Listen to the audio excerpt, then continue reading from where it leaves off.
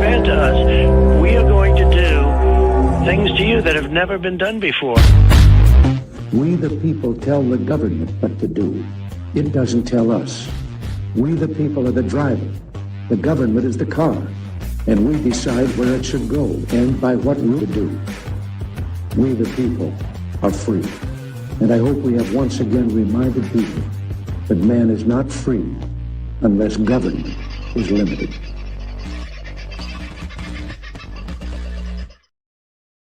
Howdy, folks. How are you? Hope you're having a very good sort of a Thursday, and where you are today hasn't been hammered by hail this big. Been a bit of hail around Queensland, certainly the southeast corner. We dodged it a bit where I am, but I believe a little further north from us might have caught it. So a bit of discussion in the chat about the hail too. So duck and weave, it is the time of year where we can expect it, and look to the west and look for the green in the clouds. That's about all I can say. There was also apparently a bit of storm damage, or rather storms expected down south in Sydney, in and around southern reaches of New South Wales. And, of course, I imagine through the northern rivers if southeast Queensland got hit too. So if you are affected, then thoughts and prayers are with you. Hopefully it's not too bad, just the odd tree down, which is what we've got. And spent the day yesterday carving up a tree that had come down here in Keith's yard, which was a bit tragic. Well, for a variety of reasons. But anyway, managed to get that chopped up, and now I've just got to find a way of getting rid of it, but we'll get onto that shortly. In fact, we'll get onto it right now.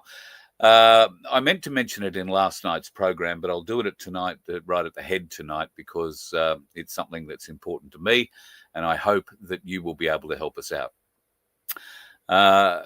There is a gentleman by the name of Keith whose driveway I'm currently parked in. He's the fellow who had his vehicle stolen with all the tools and associated other bits. Now, found the vehicle, minus the tools, of course, and hasn't got the vehicle back yet from police. Lost somewhere in the vicinity of $160,000 to $180,000 worth of tools off the truck or off the ute and off the trailer. And fortunately, some of that has been recovered. Not the really big ticket items, but some of it has been recovered. Small amounts of it, and he's been able to get small bits like parts of his wallet returned to him, and some paperwork, that sort of stuff. This has been a fairly stressful time for Keith, as you could imagine, and right in the middle of that, he has invited me to come here and get the bus fixed, and do a few little issues, which we wound up starting and haven't yet finished, which is all good. There has been a lot going on, not the least of which that on Monday night, Keith had a stroke. Now, it's a mini stroke. It's nothing terribly, terribly, terribly bad, except for the fact that he's still in hospital. They haven't given him an MRI yet, and he's not home. There has been a little bit of pressure on him aside from losing his vehicle, and that is the fact that he has sold this property, and it's due to settle on the 14th of next month, and part of what I was going to do was help him load up his stuff and help him move it to where they're heading. Now, that's going to be a bit difficult with Keith recovering, and I'm going to ask you, if you're in the southeast corner of Queensland or northern New South Wales, and at some point over the next couple of weeks, you might be able to lend a bit of a hand. Keith is the kind of bloke who's been there for everybody at some point or another. He is a huge supporter of my place on the Gold Coast, as well as the my places in the northern reaches of the Gold Coast, Ormo, Pimpamar, that sort of area, Beenleigh. He is a mass supporter of people like Gerard Rennick and the People First Party. He's the first one there to hand out flyers and wave flags and promote just about anything that is good for the freedom movement. You'll find Keith at the forefront of it. We need to give him a bit of a hand. We need to help him load up a couple of containers here. And if anybody happens to have access to and can do a good rate on a tilt tray that we could put some 20-foot containers on to move, that would be very, very beneficial. We're also going to need a 40-foot container mover, I think. So if you happen to know anybody in that area, could you please reach out to me? And at some point in the next couple of weeks, we might be able to get a bit of an extension, but at some point in the next couple of weeks, we're going to need help, a bit of a hand loading these containers and then shifting them. Don't expect you to come and unload them, but if you could help us get them loaded and get them on a truck, that would be hugely beneficial. And for those of you that know Keith, you'll know that he'll be embarrassed that I'm saying this now and calling out for help. I'm doing so without his permission, without his knowledge. I just know, having been at the property, there's a bit here that has to be done, and we'd planned on doing a fair bit of that last week, this week, and next week, obviously. And it doesn't look like it's going to be able to be done quite the way we'd planned. And Keith will be more of a supervisory role, I think, than an Action Jackson type role, if we can keep him out of it. But we're going to have to keep him out of it because we don't want him having anything worse. So if you can help in that regard, please reach out to me, carl@vofhq.com, and I will be in touch with days and times and places. And if you can help out, particularly with a truck, a tilt tray or something like that, we've got plenty of people with licenses. We just don't have very many trucks. So if you can help, that'd be a huge benefit. Please reach out. Would really appreciate it. And I know so would Keith. He'd be embarrassed for me asking. Macca was first in the house tonight, mate. Good on you. And Bear himself, Big Nevin. I hope you were there. Well, you were there practically same time. And the lovely Sunflower. Gee, it was a bit of a race tonight. I hope you guys are all doing very well. Spazza, Life, the Universe, and everything pushes on there, brother. Tony, what a marvellous man you are. And looking forward to catching up with you when I come down south, or you come halfway up north, whichever way that works out. We'll be catching up. The lovely Sandy at the Good Samaritan Donkey Sanctuary too reached out the other day. We were having a bit of a chat, and she has made mention of so many of you that have reached out and said you want to call in, spend a day with the donkeys, so to speak, do what you can to help out. And she is overjoyed. Some people have already done that. So if that is you, then thank you. It is a huge help. And I mean, it's not really the idea to go there and have a tour. All right. It's a working farm and they've got stuff planned to do. So if you just sort of turn up on the day, then be prepared to muck in and help, not sort of get shown around and given the royal treatment. I think that'd be the nice way of saying it. And that's coming from me, not from Sandy. I just know that it's a working property and they have a lot of animals on there, which we love to try and support as much as we can. And you can do that too by buying a lottery ticket at merch.vofhq.com. I think we've sold a bit over 100 in the current lottery, where we're giving away $750 and 1 gram of Ainsley Gold. It's a minted bar, beautiful little bar, and the price of gold's still pretty strong at the moment. So too the price of silver, sitting around just under $73 again, I saw today. And we've spoken about what's going on with gold and silver. So if you did buy it when it was a little more expensive, don't worry. This is what's happening right now is expected. And I think you might find, well, given there's been some news from India, might change the way silver is viewed in many other parts of the world too. So we'll talk about that in the near future.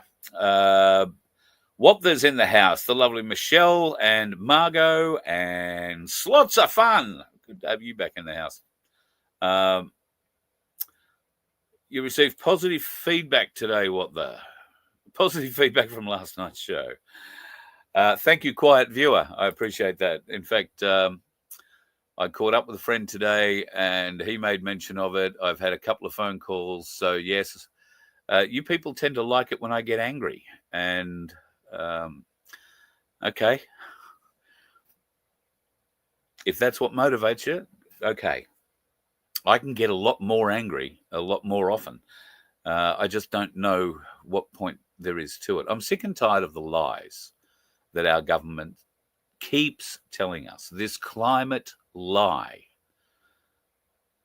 In Victoria, the lies you are being told from that communist cow running your state, and the communist prick that was running it before him, before her, before them. I'm sick of the lies, and I choose not to believe that most Victorians are mentally deficient and cannot see those lies like I see those lies. It doesn't matter what state you're in. Every state's politicians are telling you lies. Senator Bragg got up in the Senate, I don't know if it was this morning or yesterday or last night. He made a very good statement to the Senate, basically about how politicians can't be trusted, aren't trustworthy, and how they're viewed by the public. It was made to an empty Senate. You know, there was 2 senators and a lonely dog walking around. What is the point of making a great speech to an empty Senate? In fact, what is the point of making a great speech to a full Senate if you do not have sway in that Senate? You do not have the numbers in that Senate. Because it is quite clear that the people who sit in that Senate aren't going to be swayed by what you say. They are going to be dictated and swayed by what the lobbyists have paid them to be swayed for. What the benefits will be to them in the long term when they ignore what potentially good politicians say and want to do in favour of doing absolutely the opposite to what the people want and look after themselves. And this is where the gaslighting of renewables being our way forward to a net zero future is doing my head in. I am not the only person in this good land who can see the lies of renewable energy. I have absolutely no mathematical skills whatsoever, and even I can figure out the basic numbers do not add up when it comes to big wind turbines and, of course, acres and acres and acres of farmland covered in repulsive solar gathering technology. Solar gathering technology that has been shut down in America. Why? Well, because this huge 2 million bloody gigawatt thing that they were doing, a massive area out in the desert that they'd covered in solar panels, didn't work. It was inefficient. It cost too much to maintain, and they shut it down after how many years?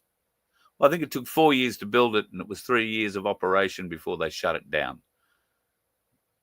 A waste of money. But be guaranteed, the people behind the lobbyists, the people who built all that infrastructure, the people who designed the big tower that went up in the middle, the Kash tower, because I don't know if you remember it, these panels, these solar panels in all of this expanse in the desert were all focused to reflect the sunlight to one point, a huge dome or receptor thing that was, you know, I think it was 80 or something odd meters in the air. And it didn't work, or it didn't work efficiently. And of course, anything that flew through that area, any bird, got fried. I'm serious. They didn't get knocked on the head by the big propeller going around off the wind turbine. No, these birds flew through those radiating beams going back to the solar collector, were instantly fried. No more bird. It's like an Indian riding on top of a train back home. They reach up too high and I'm sure we've all seen the videos. I will say, thankfully, in Sydney at least, they're not riding on the outside of the train. That's probably the best way to describe what's going on in Sydney at the moment. They're not riding on the outside.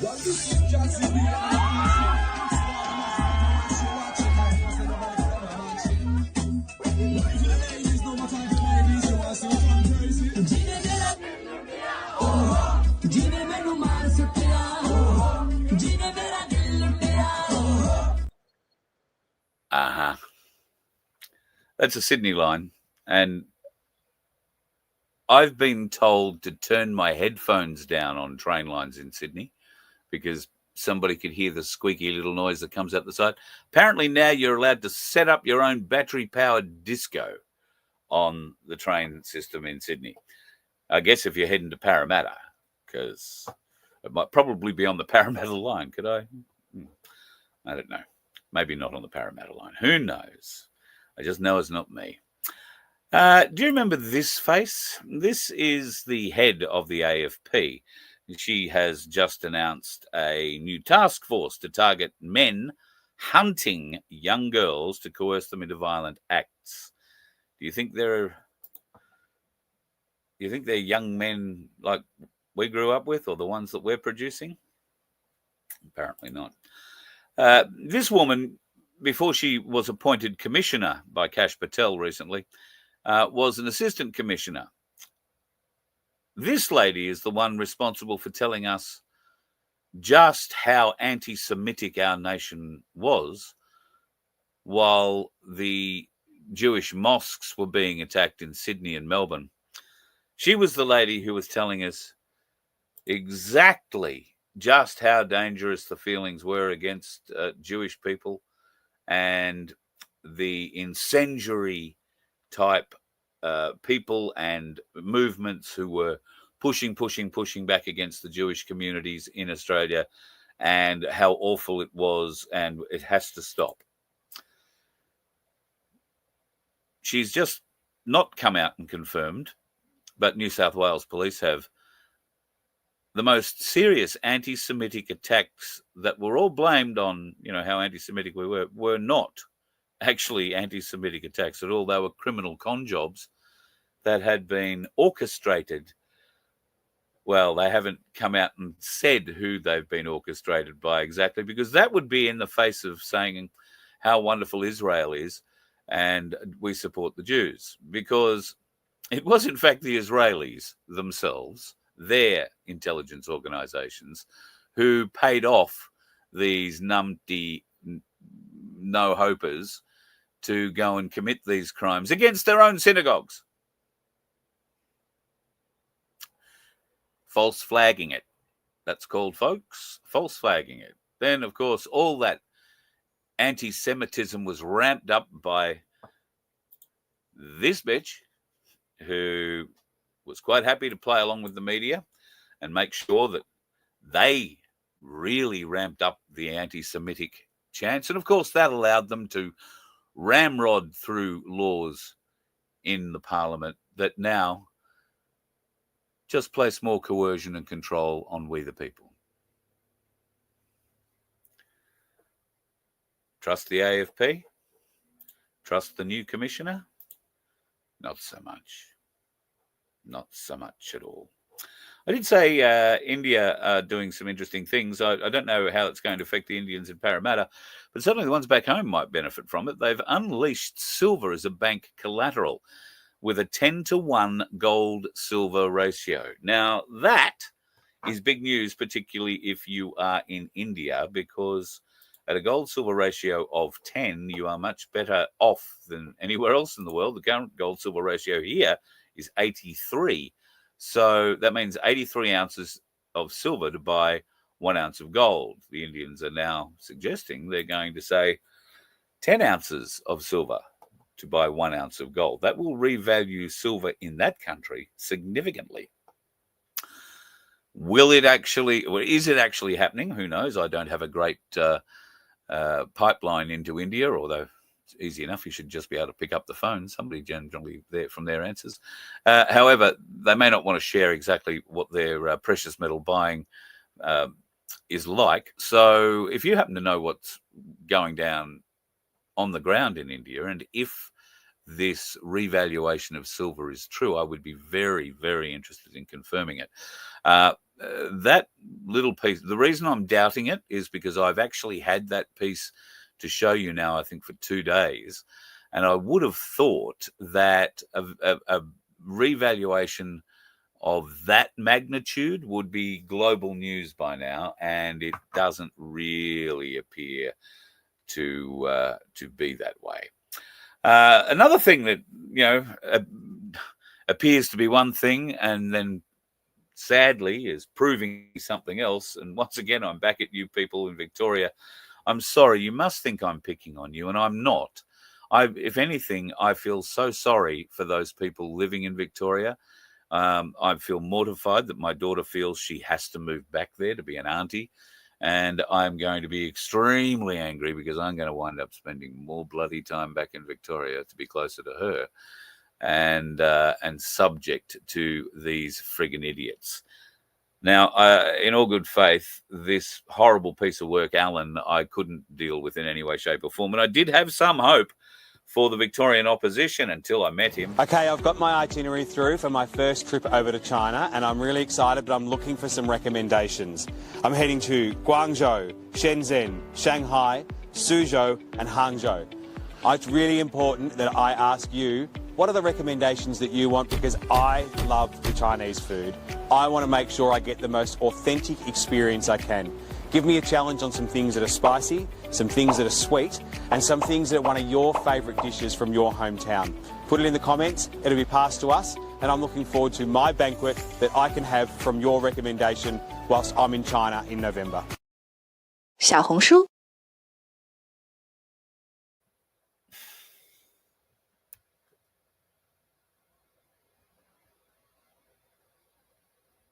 I'm sorry, Victoria. What hope have you got? If that's the best you can muster up for opposition, what hope do you have? It's tragic, his trip over there is probably supported by a radio station or a TV station who no doubt will send media representatives, one of whom I know works for Channel 9. She was on the latest little jaunt that Jacinta Allen took to China.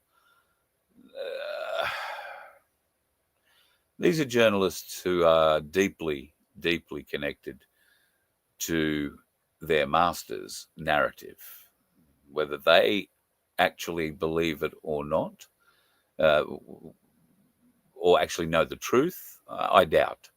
Most of them are caught up in their own ego and so full of their own importance that they wouldn't think that what they are doing is anything other than reporting the truth. And when you go to talk to them about it and you offer certain points to them that they find very difficult to come back at, well, you're the world's worst person. And, of course, conspiracy theorist, nut job, and somebody they thought was far more intelligent. Quite a few of those journalists have stopped working in the last 5 years. Some of them have died, tragically. Don't know why. Speaking of all things stupid going on in parliaments, our Senate is full of rather interesting people. But there is one woman who has been elected to the Senate. Her name is Mehreen Faruqi. And she had a bit to say about racism recently in the Senate and calling out just how racist. Well, hear from her yourself. Just wow. We must be living in a parallel universe here, honestly. You would have thought that many of the coalition MPs and senators and Labour MPs and senators, you would have thought that they would perhaps understand the meaning of burning down the house, given that many of you white people in here claim English as your first language, that you would actually know what this means, or maybe some of you have heard the Talking Heads song Burning Down the House in the 80s, which is about liberation, it is about freedom, it is about breaking free. But no, for heaven's sake, this is a metaphor. It is a metaphor. Is it a figure of speech? Order. Senator Faruqi. Order. Senator Ruston was heard in silence. Senator Faruqi, you have the call. Like I said, for heaven's sakes, it's a figure of speech. It is a metaphor. But no. Heard enough. This is a woman who's criticising Pauline Hanson for wrapping herself in the Australian flag, criticising Jacinta Napigira Price, what her name is, God, I've forgotten, isn't that awful, for wrapping herself in an Australian flag. And this thing is wrapped in one of those Indian kafu, whatever they are, in the Australian Parliament. The hypocrisy is just staggering. And for once, I think I'm probably going to have to agree with John. And what a clustered fuck this is. We've got them all through the Parliament. And it's why I got upset last night. It's why I get upset every day. It's because while they're in there, they can ignore us.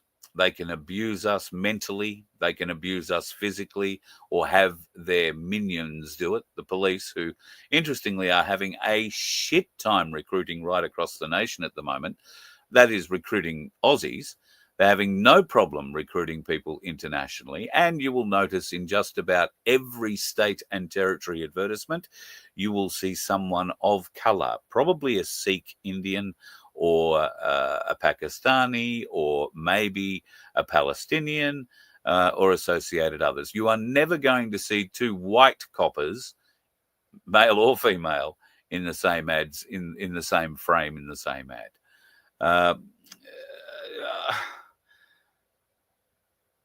We don't trust the police force. And let's go to the Victorian crime figures to just prove why. Now, the criminals in charge of Victoria, that would be Jacinta Allen and co., released this report on crime in Victoria today. They released it along with 250 other reports and tried to bury this report way down at the bottom of it, hoping that people wouldn't get to it.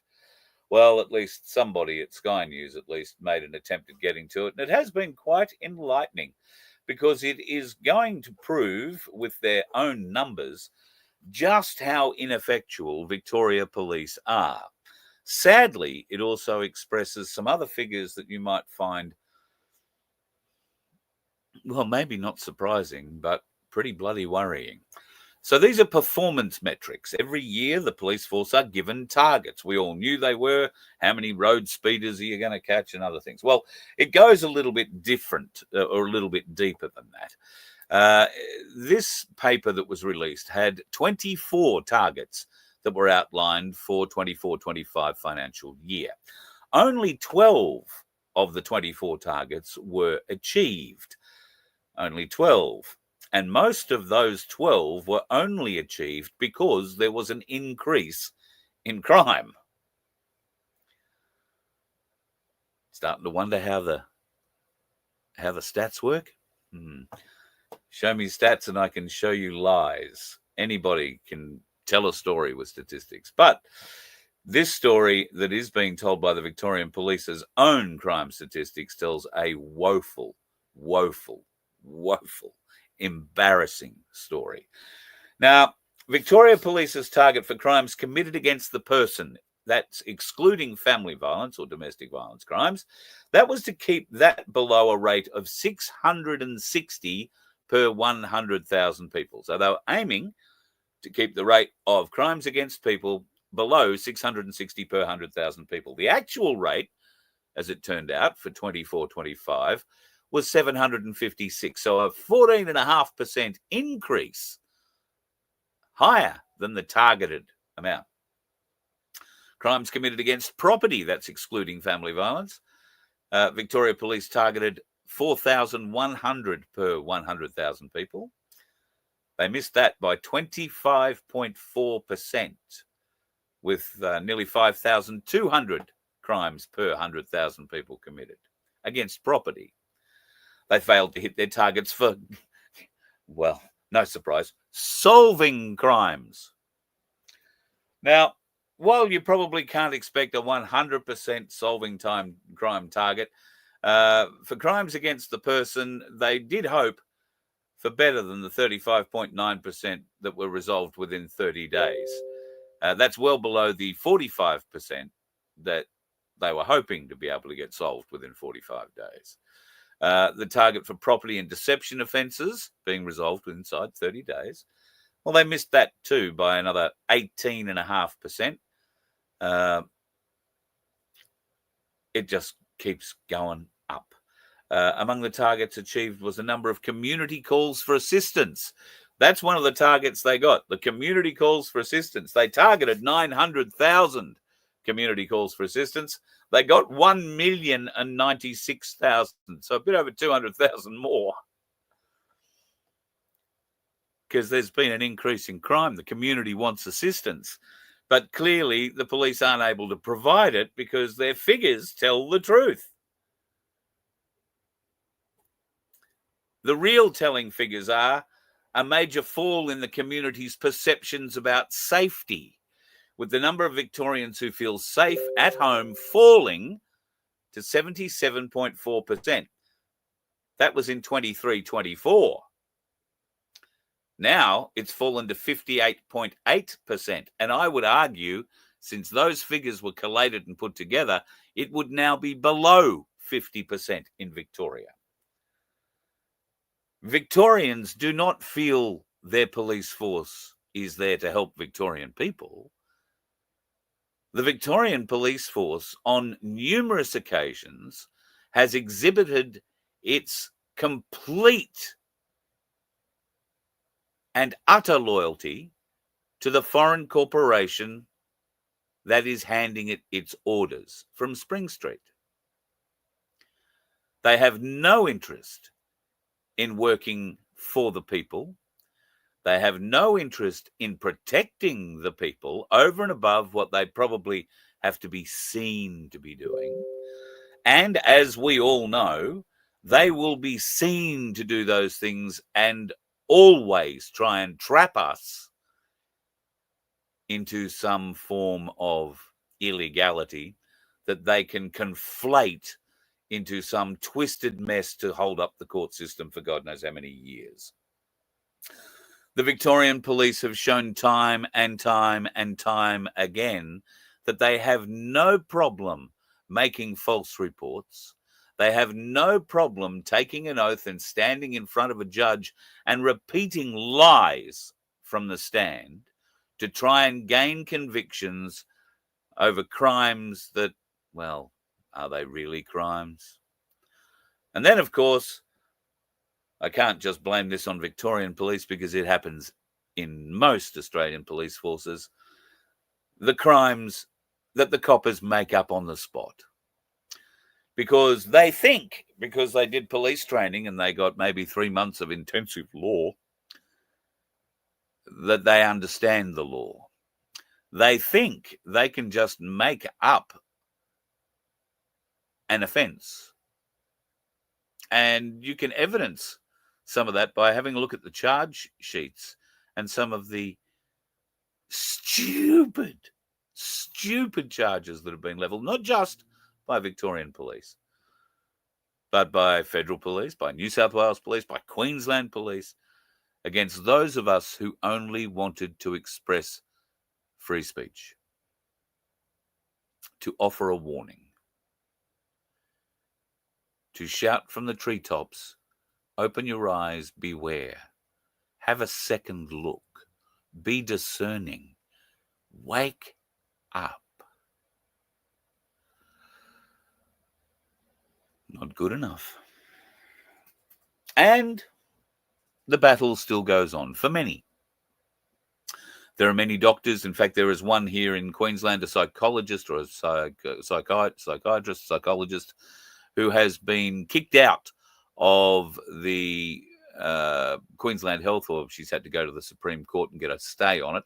So I don't know if she's still working at the hospital, but the hospital are not allowed to sack her just yet. But she has been sacked ostensibly, to go to court to fight for her right to keep working. And Queensland Health are fighting her on this. Why?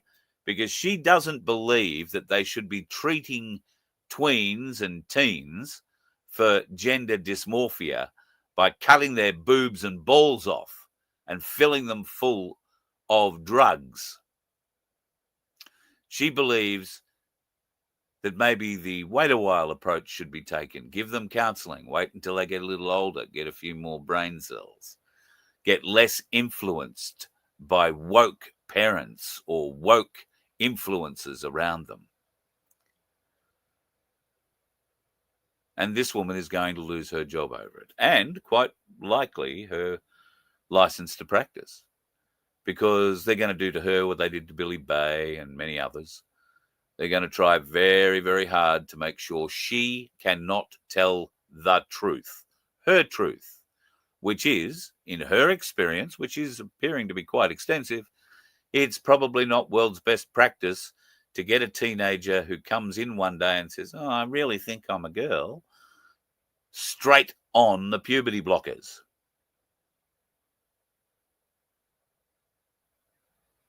God, what a horrible thing for her to suggest. Clearly a criminal out of control, this woman. Anyway, if you'd like to support her, please do. And speaking of support, there are a ton of things happening at the moment where we do need your support. Not just financially here at the Voice of Freedom, but there are a number of petitions that are currently before the Parliament. Any number of them are going to close in the next couple of weeks, and there are a couple of them that are quite significant. I haven't prepared them, so we'll have them ready for tomorrow night. I want to talk about a couple of other things, although I'm going to get caught up in the chat. Going to get caught up in the chat. Look, while we're talking all things gold and silver,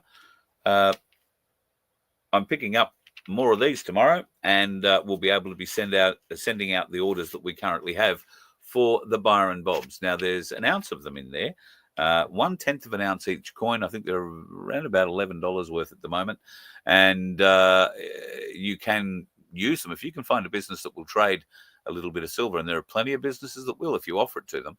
But we call them the Byron Bob because in Byron Bay you can get fed, get a coffee, get most things of what you want in Byron Bay if you wave one of those around. And it doesn't have to be the little one. You can use its half big brother or its bigger brother, which is the full bob, if you like.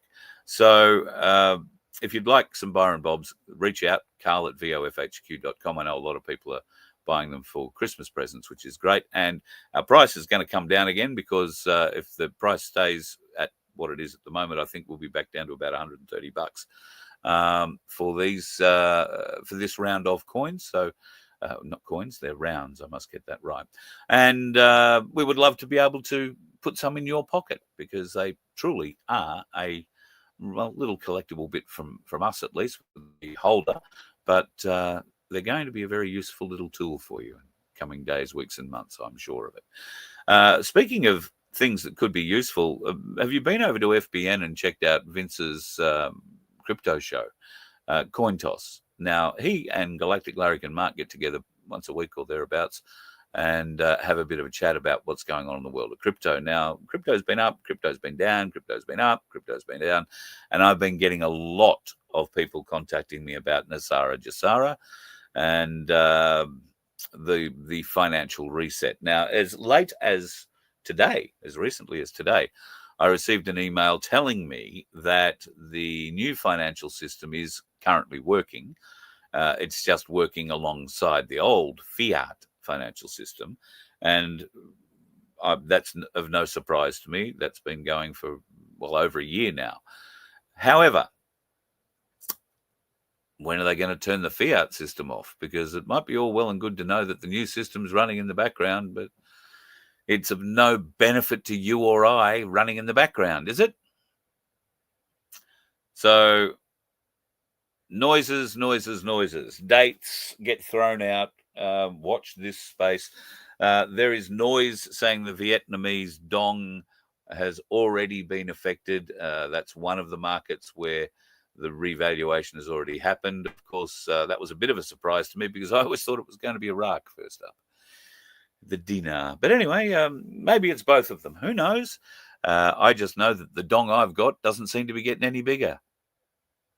Pardon the pun.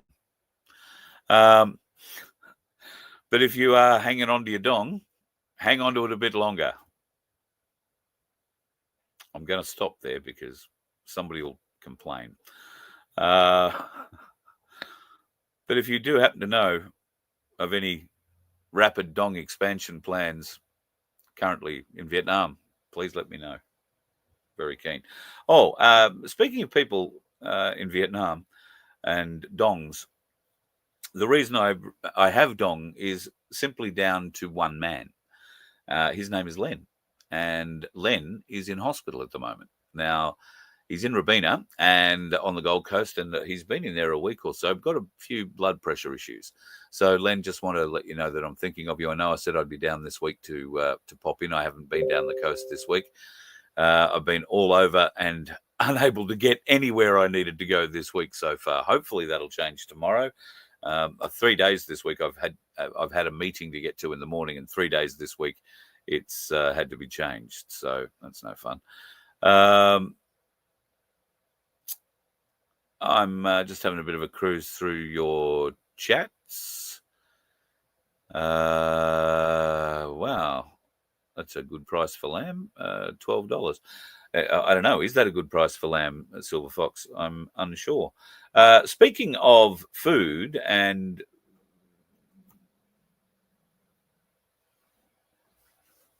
paddock to plate kind of stuff, we're very interested in hearing from those of you who are running a small paddock to plate business or would like to.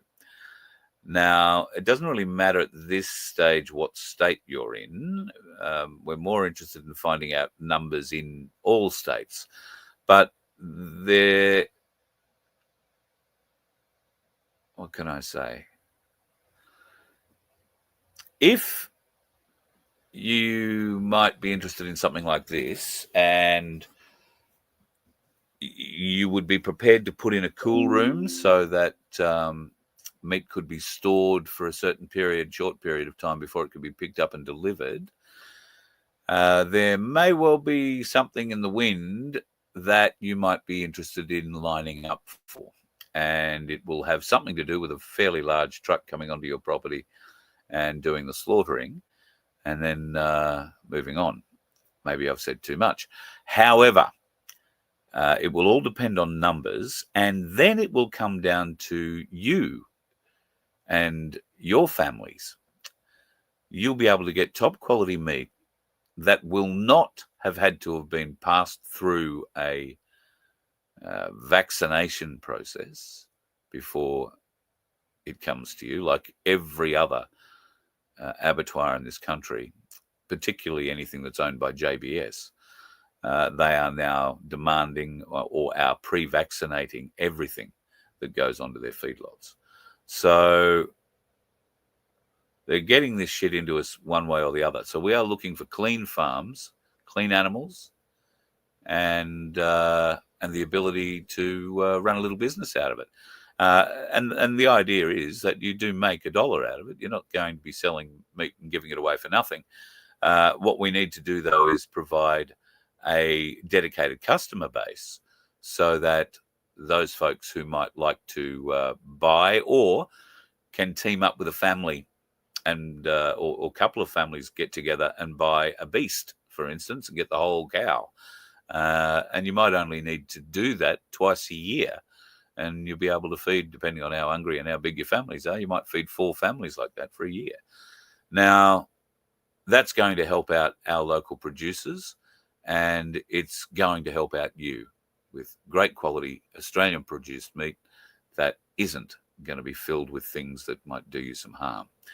And God knows we need that pretty much in every form, whether it be vegetables, whether it be chicken, pork, whatever. And I know that there are plenty of producers who are able to provide clean stock for that sort of thing. I also know that there are some regulations involved, and we're not looking at breaking regulations here. We are looking at having some modified. The other thing that I would like to bring to people's attention is something that I thought was long lost from this country and just about every other one. But Apparently, I am significantly wrong, as I quite often am. I'm talking about cattle rustling. Who knew that in this day and age, cattle rustling is a thing? And it certainly is a thing. I know people who know a lady north of me, north of the Sunshine Coast, who had a property or has a property, and she invested quite a lot of money to put on cattle that she could grow, that she could use to supplement her income by selling as she required, or obviously having more on the property so that she could sustain her cow herd over longer years. And bugger me dead, in one night, cattle rustlers came into her property through a fence down the back of nowhere and took them. Took them all. Now, okay, the country's pretty big. You could go and put them out on your property and let them eat your grass, but why would you do that? Because every one of them's got a tag in their ear. And this lady knew her tags. And she and her daughter decided they were going to go and have a look. Now, what happens apparently with these rustlers is that they will steal the stock and sell them to abattoirs as what they call choppers or headers or something like that. That means that the abattoir looks the other way and pays the thieves maybe $1,000 a beast, if they're lucky. Maybe $1,000 a beast. Whereas that beast would ordinarily get somewhere over $2,000 if it was going to the abattoir with the owner of it. And what does the abattoir do with the tags that identify the beast and where it came from, the property and the owner? Well, it removes those tags and throws them in a bucket and tries to keep them out of sight. But unfortunately weren't smart enough, particularly one of them on the southeast Queensland border. About 450 kilometres south of where the cattle came from, this lady and her daughter found 40 of her cows already lined up, ready for the chop. And she found all of the tags in the bucket at the abattoir. What could she do? Nothing. The abattoir had already bought them. They were going through the process. They weren't giving her any money. And there's another little loophole too. Apparently it's got to do with state borders. So if you actually run cattle along a state border, you must deal with rustling pretty hard, because that's what the sneaky pricks do. They'll steal them from one state and run them just over the border to an abattoir in the other. And they've got it down as a business. Robbie Catter was talking about it recently. They've had 3 very large herds stolen in far north Queensland. Now, this lady had $40,000 worth of cows, and that was just what the abattoir paid for them. They were worth 2.5 times that, had they been legitimately sold. But was there any blowback on the JBS abattoir that took this meat, that took these beasts that they could have shown and proven with a very, very simple check weren't belonging to the people who fronted with them? No, that's not their job. So I wonder, do we even have stock inspectors, cattle inspectors anymore? Do we actually have a stock squad anymore? I know we used to. The only reason I know we used to is because there was a bloke in my town who got busted for rustling. But that was sheep, I think, from memory. And he went to jail for some time for it. It's a serious crime. So keep an eye out.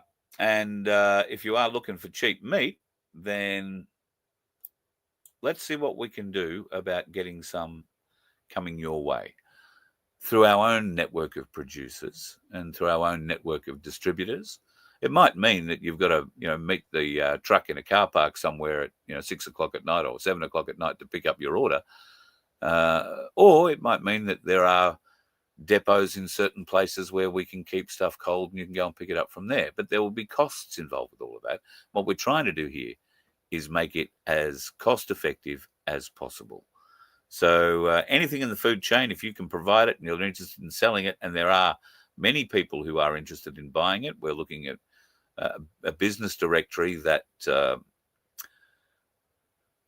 hopefully will be able to feed off itself, so to speak. So a business directory, if you grow plant A, plant B, meat A, meat B, we will be able to provide you a list of businesses that will offer you whatever the going rate is to be able to provide whatever you can to their business.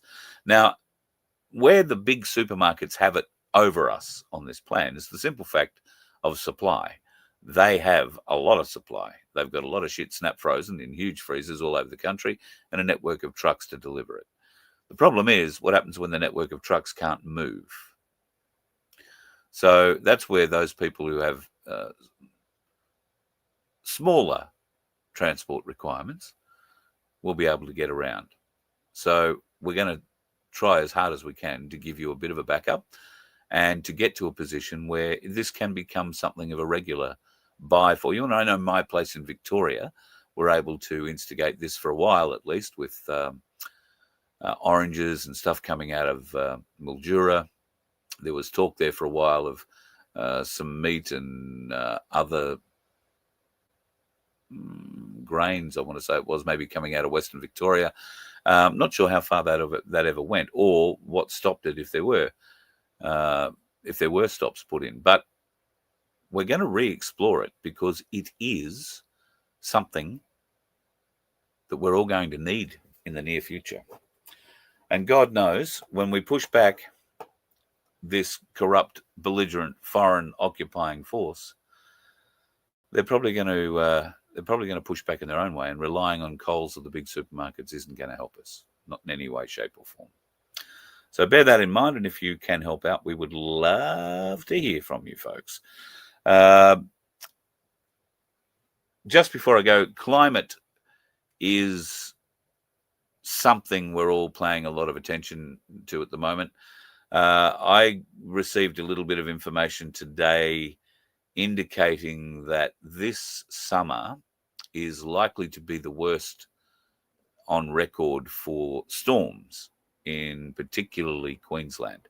There is likely to be some pretty big storms hitting Western Australia as well, and across the top in the Northern Territory. But also being warned of very, very strange storms that are going to come out of places where storms have never come before. And these storms are going to be cyclonic in nature. And Adelaide was mentioned as one of the places that was going to be targeted with these man-made, man-generated storms. And if you ever doubted that they could do this kind of thing, I would simply invite you to just go and have a look at the US Patent Office and type in that patent number. Don't take my word for it. Go and have a look through the patents and see exactly how they can not just modify, they can create a weather pattern and they can intensify it or de-intensify it at will. And they do that with the energy beams that we've seen up until recent changes of the bomb on Doppler radar. But now they've dumbed the Doppler radar down. They've taken out the sensitivity to it. And who knows what sort of shit they are firing off into our atmosphere at the moment while we can't see it. Not that they'd cared before. Why would they care now? Whether we can or we can't see it. The bastards can't be trusted. That's all I would like to tell you, folks. The bastards cannot be trusted. Before I go, social media platforms have admitted that they are verifying user ages, and it's likely going to involve surrendering personal IDs. That's the latest news regarding our I'm Not 16 proof that's going to be coming up thanks to the eSafety Karen in December. Do we think this is really going to happen? I don't know. There is so much pushback coming from, well, so much legal framework and legal pushback being put out by the big companies, the Metas of the world, but they are also making all the noises like they are going to play along with it. And in fact, YouTube, under the guise of helping creators, is now offering a facial recognition system, which means I've got to go through a rigmarole. If I want to do this, I have to go through a rigmarole of letting it digitally identify me, so then it can go and scour the web for anybody who might be impersonating me or any AI constructs of me. What a great way of getting a digital version of me. Don't think I'll be playing that game. Don't think I'll be playing that game at all. All right, folks, going to love you and leave you tonight. Tomorrow's a big day. Got to be on the road for a little while tomorrow, and hopefully I'll catch up with a few of you in different places. If that is the case and you happen to be one of them, I'm looking forward to it. And if not, well, I'll see you next trip. Be safe out there, folks. If you are going to be on the roads, then I think the weather tomorrow is calling for more thunderstorms in southeast Queensland. That'll make it a little more difficult on the roads, especially if you're a dickhead. Harder for us to avoid them too. Be safe. You let one ant stand up to us, then they all might stand up. Those puny little ants outnumber us 100 to 1. And if they ever figure that out, there goes our way of life. It's not about food. It's about keeping those ants in line. That's why we're going back. Does anybody else want to stay? Let's